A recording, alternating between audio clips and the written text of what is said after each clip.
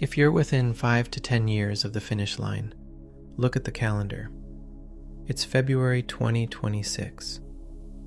Now, ask yourself a hard question.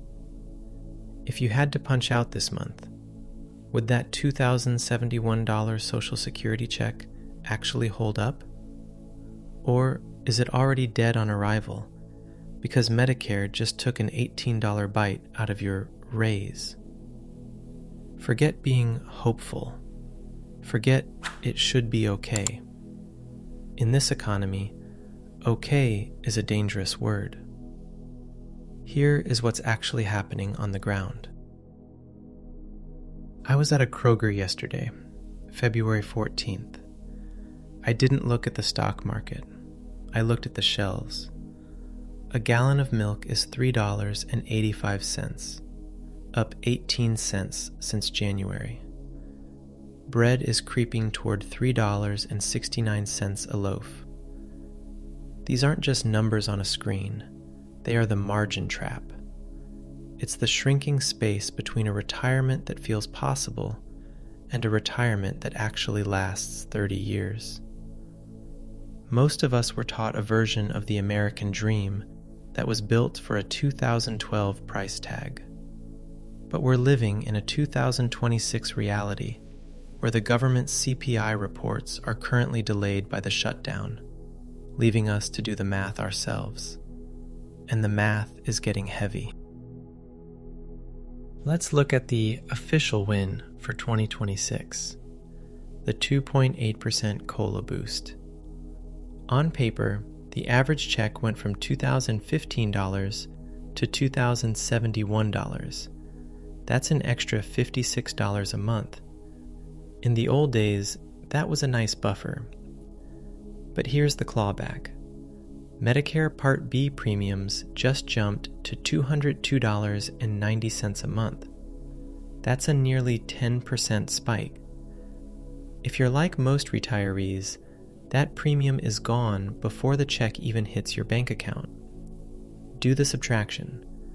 That $56 raise is immediately hit with an $18 hike. Your real raise? $38. When you add in the new $283 deductible, the first few days of every year are now spent just paying the entry fee to see your doctor. This is why responsible people, men who saved, followed the rules, and lived below their means, still feel like they're losing ground, because they are. The latest Transamerica data is out, and it's a wake-up call.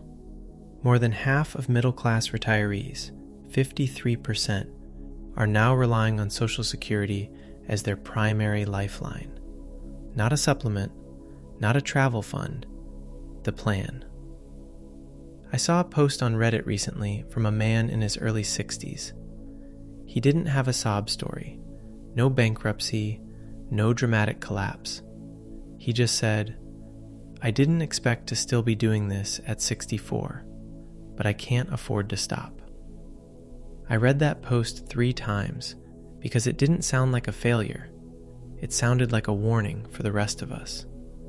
He did everything right, but the 2026 math changed the rules on him mid-game. That line belongs to millions right now. When life feels stable, preparation feels optional. But by the time your body starts pushing back, the math has already hardened. If you claim at 62, you lock in a permanent cut. If you wait until 70, you're eating through your savings during the most expensive years of your life. It's a brutal time horizon problem. In 2026, a safe retirement has shifted. It used to be a 3-legged stool. Now, it's 3 pillars and a wild card. Pillar 1, income that actually lasts. This isn't just about a 4% withdrawal rule anymore. It's about dynamic spending. Pillar 2, expenses you can control. In a world of 10% drug price jumps, your fixed costs are anything but fixed. And here is the last one: longevity.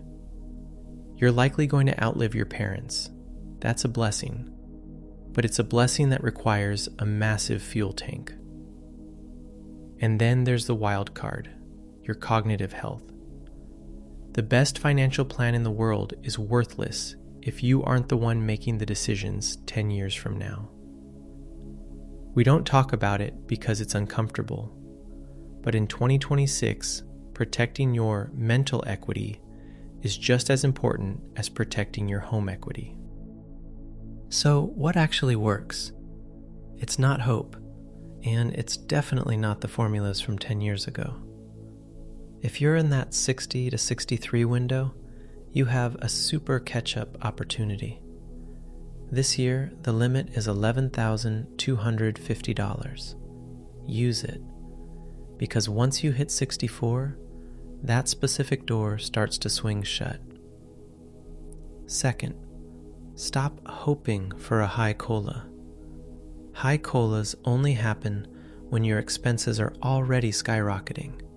It's a wash. Instead, focus on the only bright spot of 2026. The government finally negotiated lower prices on those top 10 prescription meds. If you're on them, that's your margin.